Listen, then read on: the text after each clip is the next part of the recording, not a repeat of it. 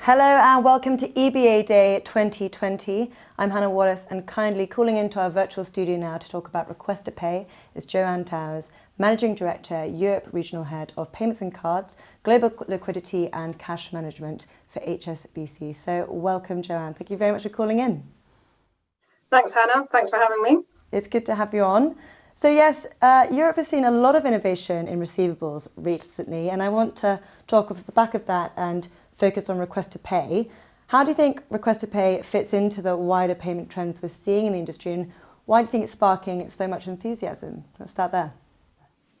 Yeah, so I think many people will be familiar with Request to Pay, and it's a long-awaited innovation that's coming into use now, one that we've been talking about for many years. And I think what makes it exciting now is it's really happening now. It's not just being talked about. So we're seeing this now in the UK and in the rest of Europe with the new SEPA guidelines coming out on Request to Pay as well in the coming months.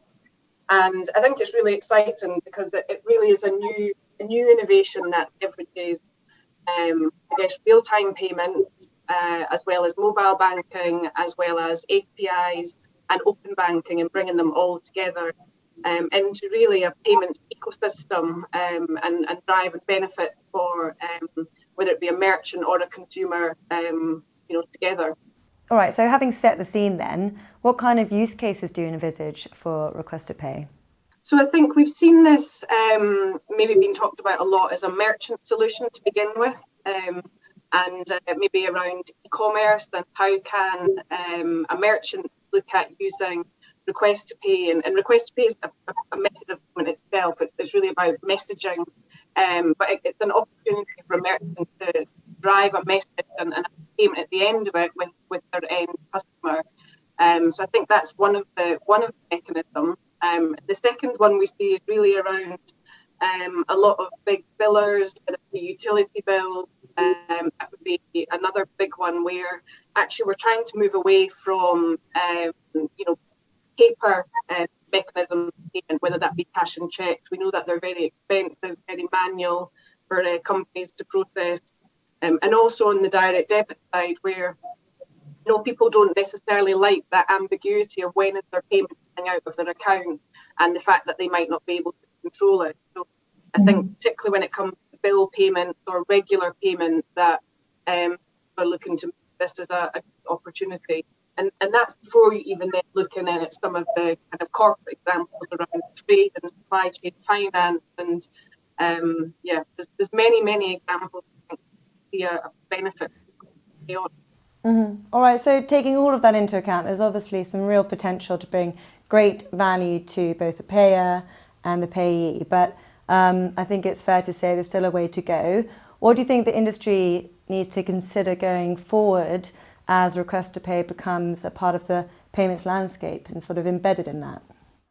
Yeah, there's definitely a lot still to think about, albeit we have made tremendous progress now across the industry. We have framework for Request to Pay across the UK and Europe. So that's the first big step forward. And we are seeing proprietary solutions pop up as well where we can leverage open banking. But I think we made a great step forward. I kind of relate it to when we started out on the open banking and PSD2 route as well, though. And I think for me, one of the big questions is around interoperability. Good thing in Europe is with the Europe version of Request to Pay, it is, hitting a number of countries at once, which is great. But there is a danger that in many countries you get lots of different versions that are popping up. And if you're a merchant, what does that mean for you if you're operating across more than one country? If you're a bank or a PSB looking to implement, what does that mean for you across more than one country? That's one thing. What we don't want to create is some of the challenges that we had on open banking and different standards and a different experience. The second one is really around the whole client experience and how do you get it right. As we know in the past, having a really slick customer kind of online experience, checkout experience, minimal clicks, something that's seamless is really important. And so when we're driving this new innovation, to make sure that that's the forefront of our minds when we implement it. If if it's not seamless, people will not use it. And then I think the third one would be really around how do you drive mass adoption? Because if you can't have mass adoption, it just won't work for anybody really involved. So how do we get the people who are looking to use this as a payment option for their end customers, how do we get them to adopt it? And then how do we get just consumers to have trust in it and believe that it's a good experience and want to use it? So as long as you get those things right, I think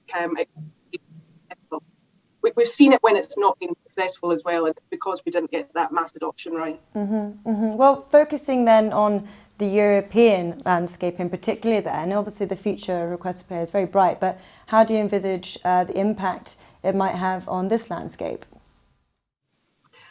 So I think if we look at where we were on real-time payments a number of years ago, and we look at how that's transforming our business now, I think Request to Pay will be similar to that. You know, it will be a true innovation across our businesses and across the payment landscape. And in 5 years' time, 10 years' time, it will just be part of the way that we do business. It will be part of the payment ecosystem.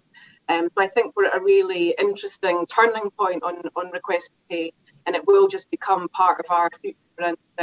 And maybe it will start to signify the end of cash to pay, I say. But yeah, I think it's an interesting turning point for us. Well, I'm looking forward to catching up with HSBC and taking a look at these developments further down the line. But for now, we'll leave it there, Joanne. Thank you so much for calling in and sharing your insights, and enjoy the rest of the event. Thanks, Hannah. Bye-bye.